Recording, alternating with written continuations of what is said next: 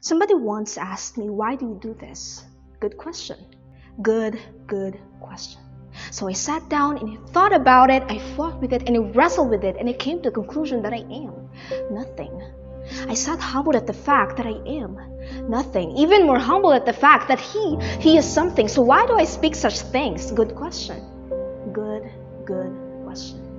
You see, there's something more than bowing down to culture, walking robotically through our routines while the Lord says, wait, I want to mold her, I want to mold him, I want to mold them. I want to tell you a story about a particular morning where the words take me back, swam throughout my head. I considered them lightly, but like a fool, avoided them instead.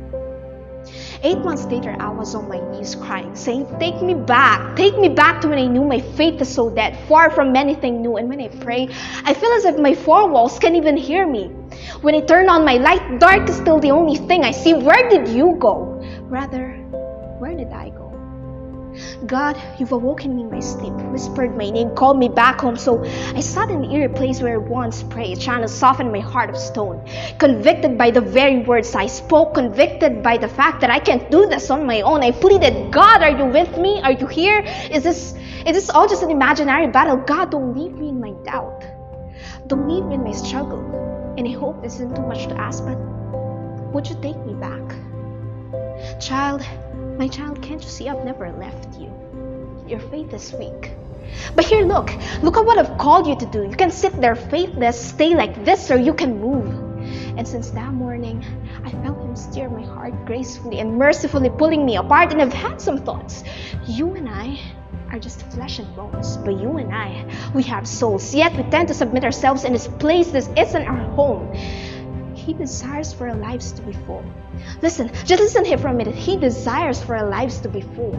But we are all too busy grasping for these handfuls of materials, things that are worth nothing. Are you clinging, grasping, worshiping, and praising things that one day won't even be? If there's one person in this place that's guilty of that one person is me. He doesn't ask for the perfect person. He calls us to walk faithfully, but we always have some excuse, some means of diversion. Have you ever just felt weak? Seems as if you can't travel any farther from you. What do we say? What do we do? We need to focus on him. Follow him daily, faithfully. And as boring as some people claim the word to be, we need to read it religiously. Why do I have to do this? Good question. Good question. Because I am a wicked human being. And the word, his truth, his peace are not a means to get us standing on a religious ladder. Those are just the things that a wicked sinner like me needs. The only things on this earth that are actually freeing. And the quietness between my four walls, I seek him, not for the eyes of mockers, but because I need him. Whether it's drugs, alcohol, pornography, or your popularity socially. So how can we have this faith if we can't surrender and walk faithfully? Because faith is more than being a victim to this world.